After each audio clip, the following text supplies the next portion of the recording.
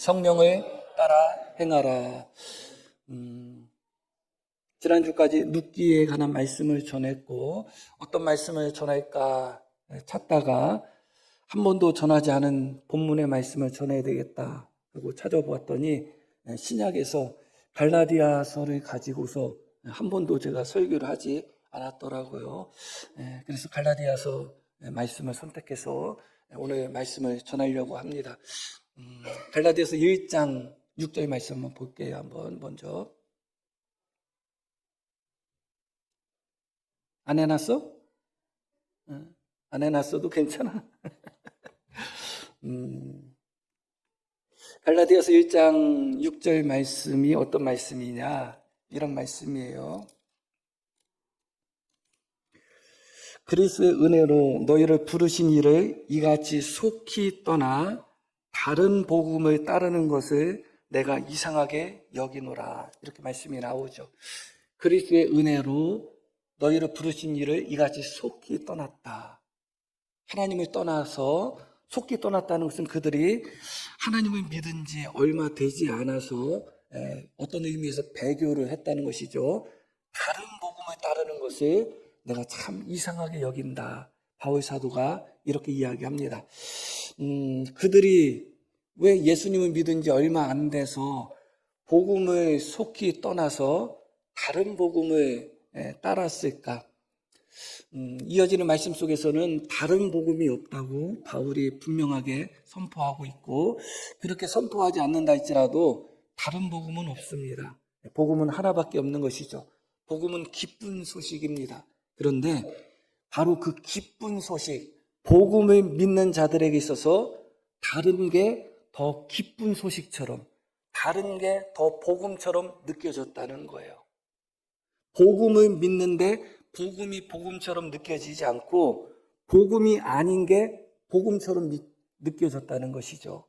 그래서 그들이 믿던 이 복음에서 떠나 하나님에서 떠나서 다른 복음을 따르게 되었다. 그런데 너무나 속히 그런 일들이 일어났다. 바울 사도가 이야기하고 있습니다. 여기서 그들이 따랐다고 했던 다른 복음은 무엇인가? 그 다른 복음이 바로 율법주의를 이야기하고 있습니다. 우리는 오직 구원은 은혜로 받는다고 믿습니다.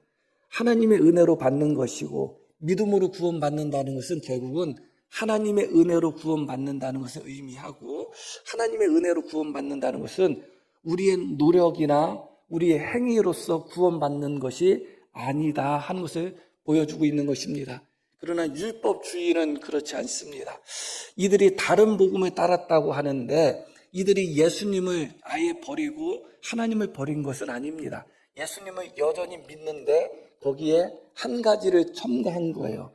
예수님을 믿는 믿음도 필요하지만 율법을 잘 지키는 우리의 순종도 필요하다.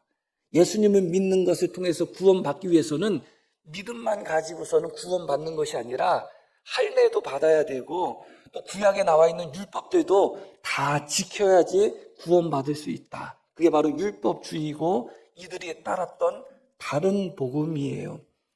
그들은 오직 믿음으로 말미암아 구원받는다는, 우리의 행함으로 구원받는 것이 아니라 하나님의 은혜로 구원받는다는 이 복음의 은혜에서 왜 율법을 지켜야 되고 할례를 받아야지 구원을 받는다는 율법주의를 받아들였을까? 그 부분을 우리가 첫 번째로 먼저 생각하려고 합니다. 본문 13절 말씀을 볼게요. 형제들아, 너희가 자유를 위하여 부르심을 입었으나 그러나 그 자유로 육체의 기회를 삼지 말고 오직 사랑으로 서로 종노릇하라. 이렇게 말씀이 주어집니다. 우리의 행실로 구원받는 것이 아니다고 분명히 말씀을 드렸습니다. 그리고 예수님을 믿는 자들에게 있어서는 자유가 주어진다고 말씀드렸습니다.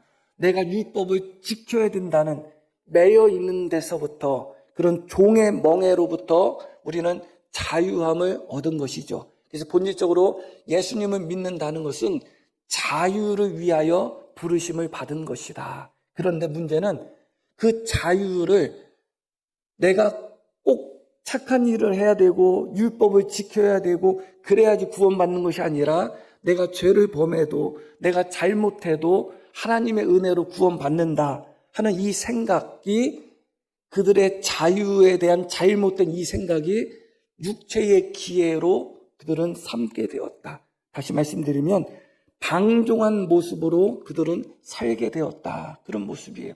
그러니까 예수님을 믿고 더 정직해지고, 예수님을 믿고 더 의로워지고, 예수님을 믿고 더 성결해지고 그래야 되는데, 이들은 믿음으로 구원받는 건데, 우리가 무엇을 해서 구원받는 것이 아닌데 하면서 자유를 핑계 삼아, 하나님의 은혜를 핑계 삼아 그것을 육체의 기회로 삼았다는 거예요. 우리가 무슨 짓을 해도 구원받아. 우리가 거짓말해도 구원받아. 우리가 음란한 짓을 해도 구원받아. 하나님의 은혜로 구원받는 것인데, 그런 모습들이 갈라디아 교회에 가득했었던 거예요.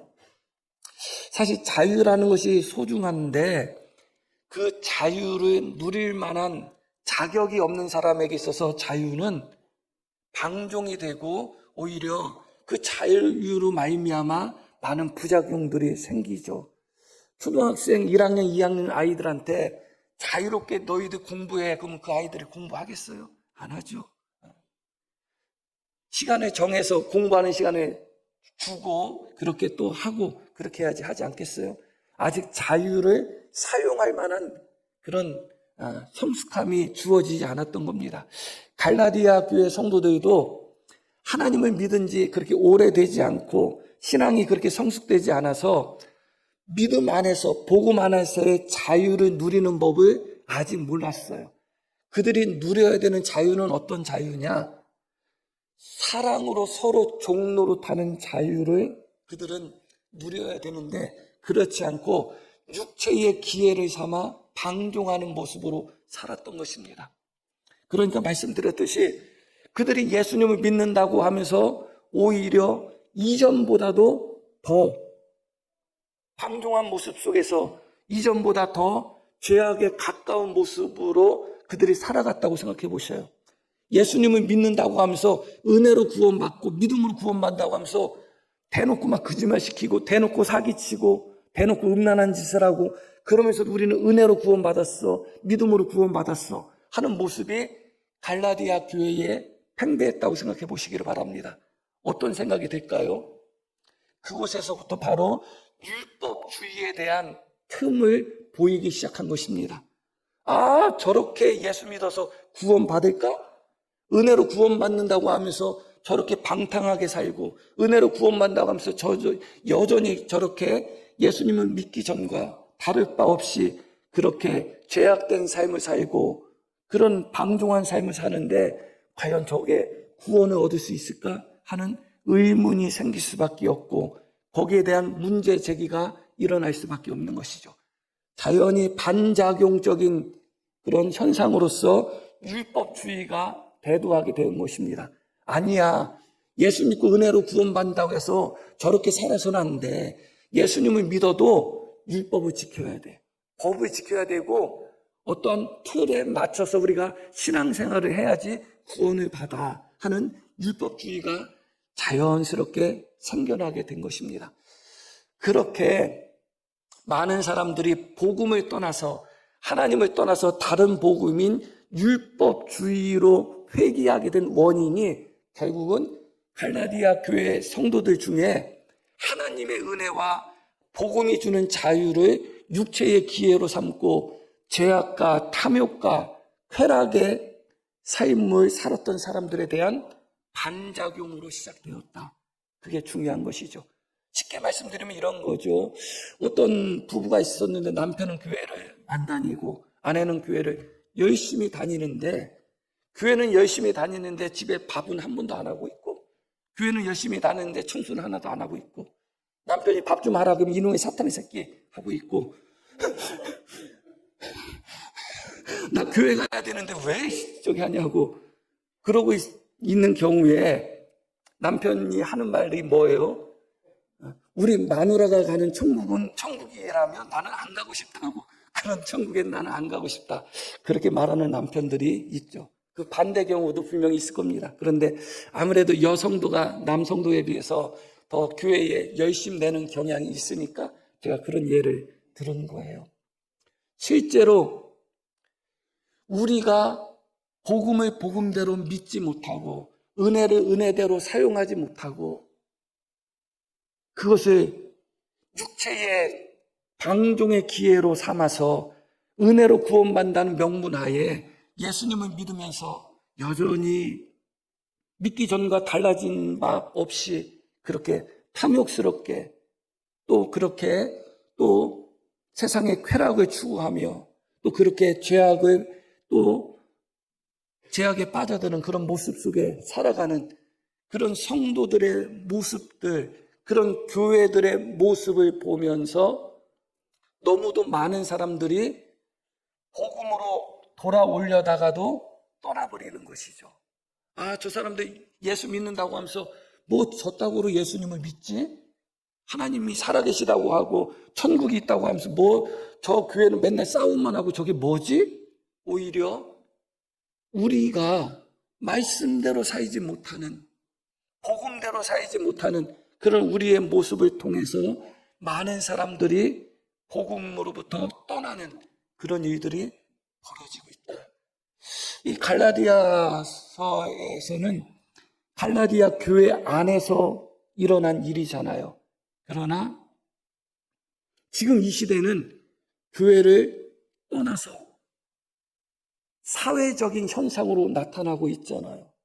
지금 우리 사회를 볼 때 기독교에 대해서 호감도를 갖고 있는 사람들이 몇 프로나 될 것 같아요?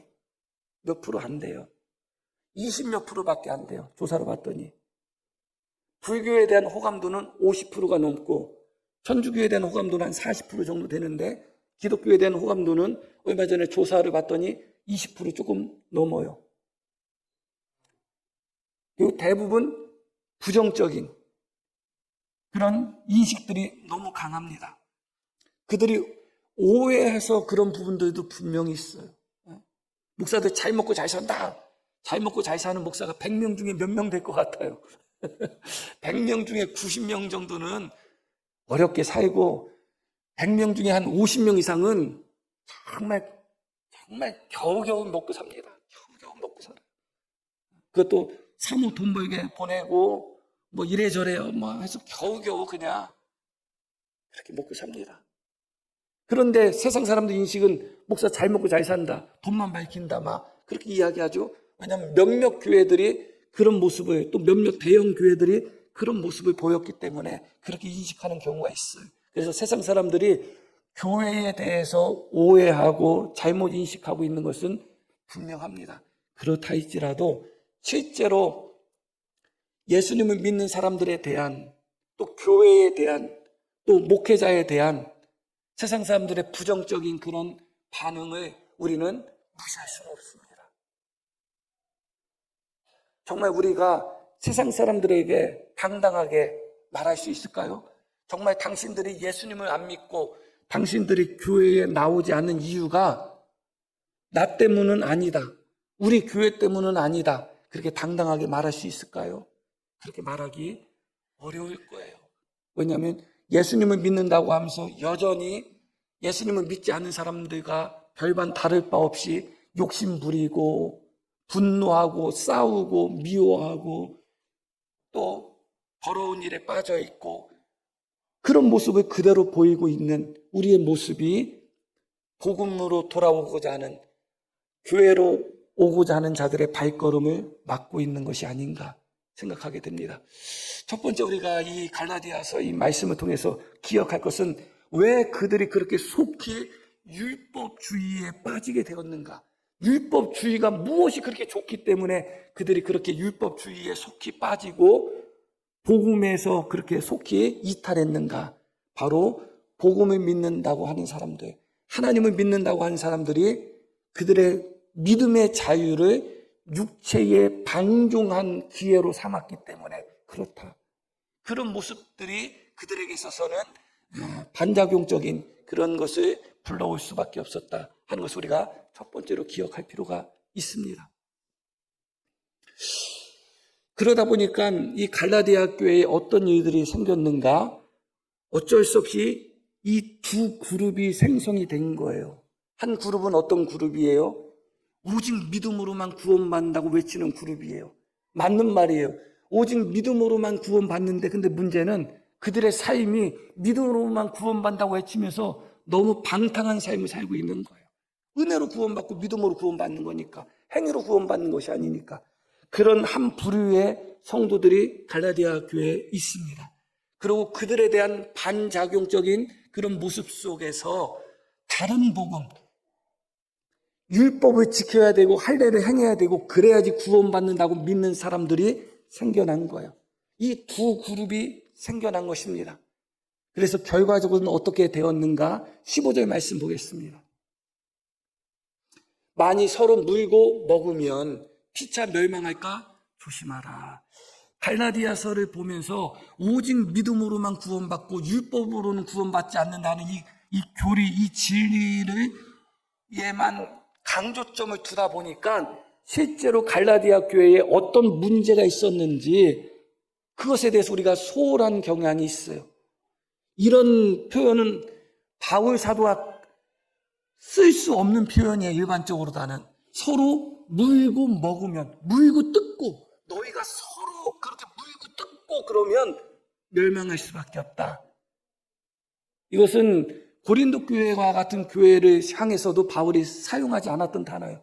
그만큼 표면적으로 갈라디아서를 딱 그냥 생각 없이 보면, 아이고, 복음을 잘 믿던 사람들이, 예수님을 잘 믿던 사람들이 율법주의자들한테 속아가지고 율법주의로 다른 복음을 믿어서 바울 사도가 갈라디아서를 써서 보냈네, 그렇게 생각하게 되지만 그 이면 속에서는 이 두 그룹이 서로 물고 뜯고 하는 그런 모습들이 가득했었다는 거예요.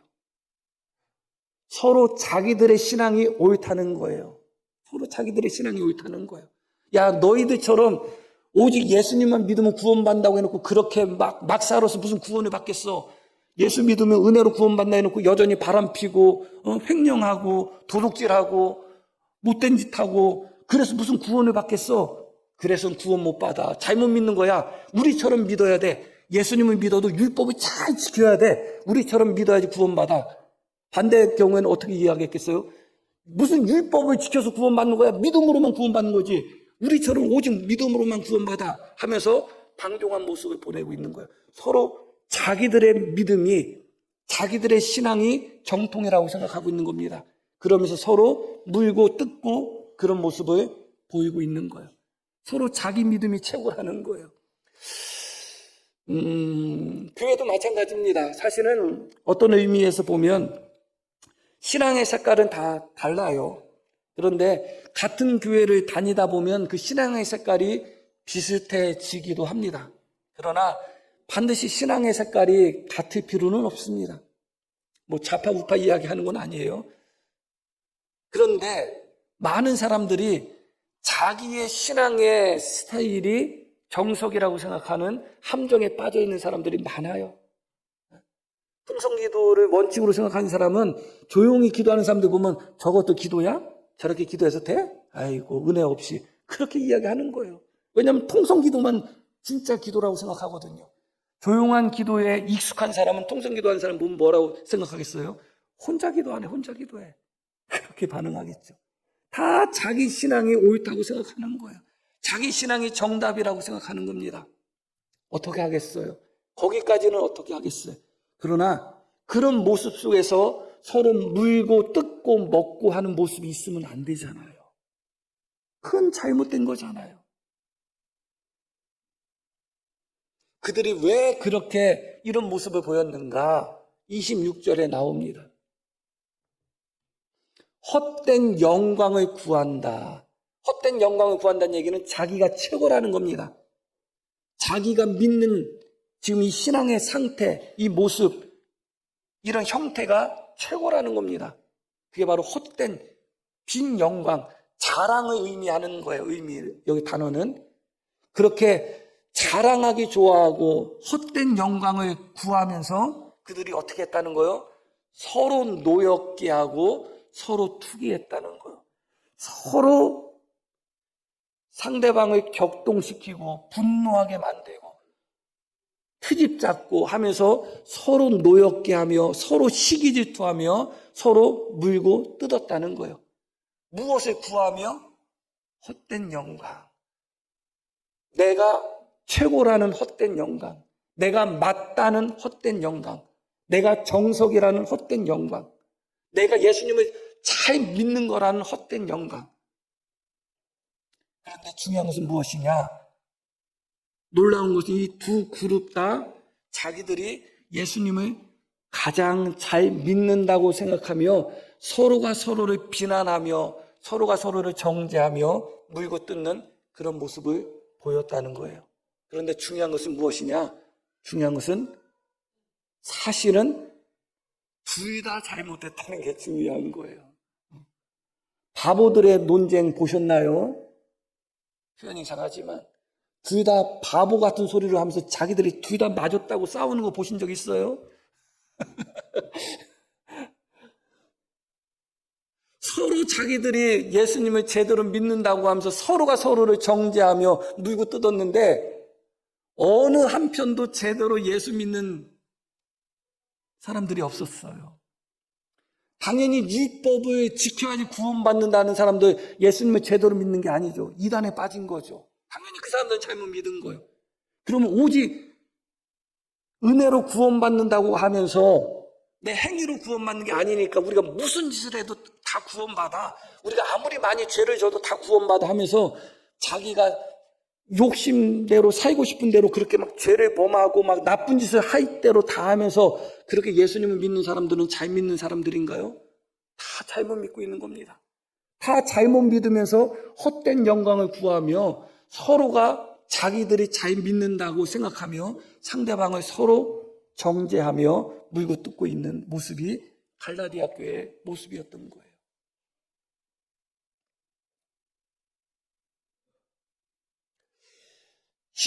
14절 말씀 13절 말씀 다시 한번 보겠습니다. 형제들아 너희가 자유를 위하여 부르심을 입었으나 그러나 그 자유로 육체의 길을 삼지 말고 오직 사랑으로 서로 종로를 타라. 이 13절 말씀은 누구에게 주신 말씀일까요? 그 두 그룹 중에 믿음으로 구원받고 우리가 믿음으로 구원받았기 때문에 무슨 짓을 해도 다 구원받아 하면서 그렇게 육체의 방종을 쫓는 자들에 대한 경고의 말씀이에요. 맞아. 너희가 자유로 부름을 받았지만 사실은 그거 육체의 기회로 삼으면 안 되고 어떻게 해야 된다고요? 사랑으로 종로로 돼야 된다. 그렇게 이야기하고 있습니다. 자, 14절 말씀 볼게요. 온 율법은 내 이웃 사랑하기를 내 자신같이 하라 하신 한 말씀에서 이루어졌나니. 자, 온 율법은 이렇게 시작되죠. 그러면 14절은 누구에게 주신 말씀이겠어요? 대상이 두 그룹 중에 율법주의자들에게 주신 말씀이겠죠. 자, 이게 왜 중요하냐? 율법의 핵심도 사랑이에요. 그리고 복음의 핵심도 사랑이에요. 한쪽 그룹은 율법을 외쳐요. 그러면 자기들이 외치는 대로 정말 그 율법대로 산다면 무엇이 이루어야 되는 거예요? 사랑을 이루어야 되는 거예요. 한 그룹은 복음을 외쳐요. 그러면 정말 그들이 복음을 복음대로 믿었다면 무엇이 나타나야 되는 거예요? 사랑이 나타나야 되는 거예요. 그런데 놀랍게도 율법의 핵심도 사랑이고 복음의 핵심도 사랑인데 우리는 오직 복음만 믿어, 우리는 오직 예수님만 믿어 그렇게 외치는 자들도 사랑을 나타내지 못하고 있고 율법을 지켜야지 구원받아, 율법을 지켜야지 구원받아 했던 자들도 율법의 핵심이 사랑인데 그 사랑을 나타내지 못하고 있는 거예요. 다 실패한 거예요. 만약에 그들이 율법의 핵심이 사랑인 것을 깨닫고 율법주의자들이 그 사랑을 온전히 이루었다면 피차 먹고 뜯고 하는 그런 분열과 다툼이 있었을까요? 없었을까요? 없었겠죠. 반대로 복음을 외쳤던 자들, 복음 안에서 자유를 외쳤던 자들이 복음의 핵심이 사랑이라는 것을 알고 그들이 사랑으로 종로로 됐다면 서로 뜯고 물고 하는 분열이 있었을까요? 없었겠죠. 결국은 복음을 외쳤던 자들이나 율법을 외쳤던 자들이나 그 본질인 사랑을 다 놓쳤고 결국은 둘 다 잘못 믿고 있는 거였다. 둘 다 실패한 거였다. 둘 다 실패해놓고 자기들이 맞다고 생각하며 서로 물고 뜯고 그렇게 싸우는 모습이 갈라디아 교회에 가득했다는 거예요. 서로 자기들이 옳다고 하는데 하나님이 보실 때는 또 말씀을 통해서 보는 우리가 볼 때는 둘 다 틀렸어요. 둘 다 잘못됐어요. 율법을 주장한다면 거기까지 인정한다고 쳐도 물론 인정할 수는 없겠지만 그러면 그들이 율법의 핵심인 사랑이 나타나야 되지 않겠어요? 오직 은혜로 구원받는다고 복음을 외친다면 그러면 거기에 복음의 핵심인 사랑이 나타나야 되지 않겠어요? 그런데 그 핵심인 사랑이 나타나지 않고 있는 상태에서 자기들은 자기들의 믿음이 옳다고 외치고 있는 거예요. 결과적으로 다는 서로 분열 속에 다투고 있는 것이고 이 모습 자체가 그들 안에 사랑이 없다는 방증이고 이것이 그들이 잘못 믿고 있다는 또 하나의 방증이 되는 것입니다. 참 그게 안타까운 거예요. 저 자신도 예전을 돌아볼 때 이 신앙이 맞아 저 신앙이 맞아 그렇게 생각했던 적들이 있습니다. 그리고 또 나중 시간이 흘러서 봤더니 내가 맞다고 생각했던 신앙, 그래서 고집 부렸던 신앙이 맞지 않았던 적도 참 많았다 하는 것을 또 깨달을 때도 참 많습니다.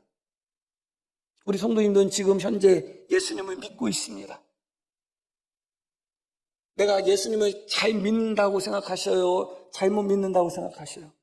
최소한 잘 믿는다고까지는 생각 못해도 잘못 믿고 있다고는 생각 안 하고 계시겠죠, 대부분.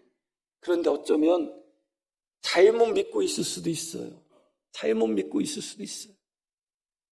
그러면서도 내 믿음이 정답인 것처럼 그렇게 자기 자랑에 빠지고 헛된 그런 자랑과 교만 속에 빠져서 우리가 상대방을 정죄하고 있을 수도 있어요. 그게 무서운 것입니다. 결국은 율법을 외쳤던 자들이나 복음을 외치면서 방종했던 자들이나 다 실패했고 오늘 말씀 속에서 주고자 하는 핵심 말씀이 무엇이냐? 그들의 실패의 원인이 따로 있다는 거예요. 왜 율법의 핵심이 사랑인데 율법 하면서도 왜 사랑을 이루지 못했을까? 왜 복음의 핵심이 사랑인데 복음 하면서도 왜 사랑을 이루지 못했을까? 그 말씀이 바로 16절 말씀부터 나옵니다. 내가 이르노니 너희는 성령을 따라 행하라. 그리하면 육체의 욕심을 이루지 아니하리라. 17절 육체의 소욕은 성령을 거스르고 성령은 육체를 거스르나니 이 둘이 서로 대적함으로 너희가 원하는 것을 하지 못하게 한다. 육체의 소욕과 성령이 어떻게 한다? 서로 대적하고 있다. 거스르고 있다. 둘 중에 하나밖에 선택을 못하는 거예요. 성령님을 따라가는 삶을 살던지 아니면 육체의 욕심을 따라가는 삶을 살던지 둘 중에 하나예요. 그런데 육체의 욕심을 따라가게 되면 어떤 결과가 생기는가? 18절에 19절에 나옵니다. 육체의 일은 분명하다. 곧 음행과 더러운 것과 호색과 우상 숭배와 주술과 원수 맺는 것과 분쟁과 시기와 분냄과 당짓는 것과 분열함과 이단. 거의 다 똑같은 단어들이에요. 따지고 보면. 그런데 거의 비슷한 단어들을 계속 반복하고 있다고 보면 돼요. 원수 맺는 것, 분쟁, 시기, 분냄, 당짓는 것, 분열함, 이단. 거의 다 비슷한 의미예요. 이게 육체를 따른 결과라는 거예요. 다시 말씀드리면 성령을 따르지 않고 육체를 따랐을 때 이런 모습이 나온다는 거예요. 예수님을 믿는다고 하면서 성령을 쫓아가지 않으면 그의 모습 속에서 우상 숭배나 주술이나 원수 맺는 거나 분쟁이나 시기나 분냄, 당짓는 거, 분열함, 이단에 빠지는 거 이런 등등이 예수님을 믿는다고 하면서 육체의 욕심을 따라 살 때 얻어지는 열매라는 거예요. 그러면 왜 그들이 서로 물고 뜯고 싸웠을까요? 결국은 그들은 어떤 열매를 맺은 거예요? 성령의 열매가 아니라 육체의 열매를 맺은 것이죠. 자, 22절 말씀을 한번 보겠습니다. 오직 성령의 열매는 사랑과 실학과 화평과 오래 참음과 자비와 양성과 충성과 온유와 절제니. 다시 22절 봅니다. 성령의 열매는 사랑, 실학, 화평, 오래 참고 자비를 보이고 양성하고 충성하고, 이어서 온유하며 절제하는 것이 성령의 열매다. 성령의 열매는 성령에 따를 때 맺는 열매고, 육체의 열매는 육체의 욕심대로 살 때 맺는 열매예요. 그러면 예수님을 믿는 사람들, 갈라디아 교회 성도들 중에 그들이 예수님을 믿었을 때 그들이 성령을 따라서 살았다면 육체의 열매를 맺었겠어요? 성령의 열매를 맺었겠어요? 당연히 성령의 열매를 맺었겠죠. 그러면 그들이 사랑과 실학과 화평과 자비, 양성, 충성, 온유, 절제, 이런 모습의 성령의 열매를 맺었다면 그들 속에 서로 다투고 서로 원수 맺고 서로 미워하고 서로 시기하고 서로 투기하고 그런 모습들이 나타났을까요? 안 나타났겠죠. 결과적으로 무엇이에요? 그들이 예수님을 믿는다고 하면서 그들은 성령을 쫓아 살지 않았다. 예수님을 믿는다고 하면서 여전히 육체의 욕심을 쫓아 살았다. 그렇게 육체의 욕심을 쫓아 사니까 예수님을 믿는다고 해도 성령의 열매가 나타나지 않는 거예요. 육체의 욕심을 쫓아 사니까 예수님을 믿어도 사랑, 신앙, 화평, 오래 참음, 자비, 이런 것들이 나타나지 않고 분냄과 분쟁과 당짓는 것과 미워하는 것과 시기하는 것과 다툼밖에 안 나타나는 거예요. 예수님을 믿는데도 무엇을 쫓아 살고 있는가가 핵심인 것이죠. 핵심은 결국은 율법주의로 빠지면 안 된다. 물론 율법주의로 빠지면 안 돼요. 율법으로 난 구원받을 수 없다. 물론 맞아요. 핵심은 율법으로 구원받을 수 없어요. 그러나 본질적인 내용은 무엇이냐? 예수님을 믿는다고 하면서 성령을 쫓아 살지 않고 여전히 자기의 육신의 욕심대로 살고 육신의 소욕대로 살게 되면 성령의 열매를 맺는 것이 아니라 육체의 열매를 맺는다는 거예요. 예수님을 믿는다고 하면서 우리 안에 성령이 계시다고 하면서 우리 안에 성령이 계시면 성령의 열매를 맺어야 되는데 맺어지는 게 다 육체의 열매만 맺어지는 거예요. 결과적으로 어떻게 될까요? 분쟁밖에 더 일어나겠어요? 물고 뜯는 것밖에 더 일어나겠어요? 그게 갈라디아 교회의 본질적인 문제였다. 본질적인 문제였다. 복음을 외쳤던 자들도 복음 안에서 사랑으로 종로로 타지 않고 복음을 외치면서 복음을 오히려 육체의 기회로 삼으면서 복음을 외치고 은혜를 외치면서 그들이 추구했던 것은 성령에 따라 사는 삶을 추구하지 않고 여전히 육신의 욕심을 따라 살아가는 삶을 추구하다 보니까 맺어지는 열매는 성령과 전혀 상관없는 육체의 죄악과 관련된 열매만 맺어지는 거예요. 우리 성도님들이 예수님을 믿잖아요. 직장 생활을 하는데 내가 교회 다니는 거 알 거 아니에요. 그런데 직장 생활을 하면서 그들과 관계 속에서 나한테 나타나는 열매가 성령의 열매가 아니라 사랑, 희락, 화평, 오래 참은 자비, 양선, 충성과 온유와 절제와 같은 성령의 열매가 아니라 직장 생활하는 그 사람들 앞에서 내가 맺는 열매가 시기, 질투, 분노, 미움, 원수 맺고 당짓고 험담하고 그런 육체의 열매만 맺고 있다면 그 사람들이 나의 모습을 보고 어떤 생각을 하겠어요? 나도 교회 다녀야지, 나도 예수 믿어야지, 그런 생각이 들겠어요? 절대 그런 생각이 들 수가 없죠. 이것은 목사도 마찬가지입니다. 성령을 쫓아 행한다는 것이 저절로 되지 않습니다. 흘러가는 물 속에 있는 물고기는 가만히 있으면 어떻게 돼 있어요? 가만히 있으면 가만히 있는 것이 아니라 흘러가는 거예요.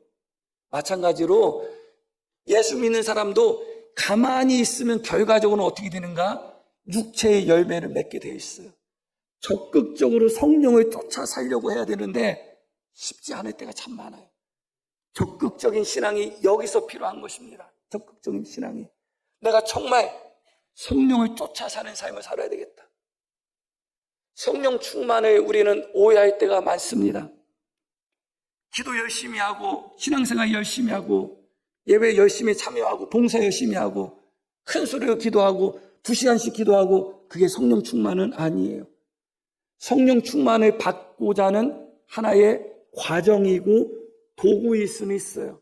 늘 성경 보는 것이 성령 충만은 아니에요. 늘 성경 보는 것이 성령 충만을 받기 위한 도구일 뿐이에요. 그렇기 때문에 우리가 늘 성경 보고 늘 찬송하고 늘 기도하면서도 여전히 우리 안에 성령의 열매를 맺지 못한다면 우리는 성령을 쫓아 사는 게 아니에요. 성령을 쫓아 사는 것은 어떤 삶인가? 내가 늘 기도하고 늘 찬송하고는 두 번째 문제예요. 내 안에 성령의 열매가 나타나는가? 상상해 보시기를 바랍니다. 성령의 열매들이 가득 나타나는 성도들이 함께 신앙생활하는 교회의 모습을 상상해 보시기를 바랍니다. 한 분 한 분 성도가 사랑의 열매, 신앙의 열매, 자비의 열매, 양선의 열매, 온유의 열매, 그런 열매들을 맺은 성도들이 한 성도 한 성도들이 모여서 신앙생활하는 교회를 상상해 보시기를 바랍니다. 그리고 반대로 육체의 열매만 맺는 성도들이 모여서 신앙생활하는 교회를 상상해 보시길 바랍니다. 예수님을 믿는다고 하는데 그 사람이 맺는 열매는 미움의 열매밖에 없고 시기의 열매밖에 없고 질투의 열매밖에 없고 당짓는 열매밖에 없고, 그러면 그 교회가 어떻게 되겠어요? 물고 뜯는 교회의 특징과 서로 하나 되는 교회의 특징은 멀리서 찾아볼 필요가 없습니다. 그 교회의 성도들이 성령을 따라 살고 있는가, 아니면 예수님을 믿는다고 하면서 여전히 자기 육신의 소욕, 육신의 욕망, 육신의 욕심을 따라 신앙생활을 하는가, 그 차이일 뿐입니다. 예수님을 믿는다고 한다 할지라도 성령을 따라 살지 않으면 성령의 열매가 안 맺어져요.